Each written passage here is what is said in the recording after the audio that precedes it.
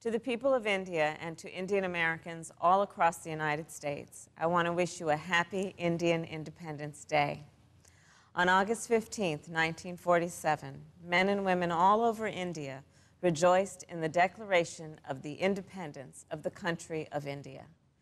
Today, on August 15, 2020, I stand before you as the first candidate for Vice President of the United States of South Asian descent. When my mother, Shamala, stepped off the plane in California at 19 years old, she didn't have much in the way of belongings. But she carried with her lessons from back home, including ones she'd learned from her parents, my grandmother, Rajam, and her father, my grandfather, P.V. Gopalan.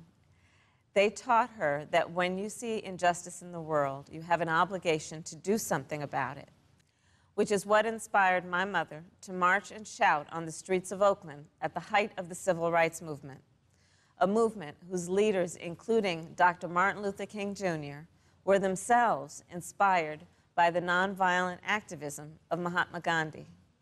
And it was during those protests that my mother met my father. And the rest, as they say, is history. Growing up, my mother would take my sister, Maya, and me back to what was then called Madras, because she wanted us to understand where she had come from and where we had ancestry. And of course, she always wanted to instill in us a love of good idli.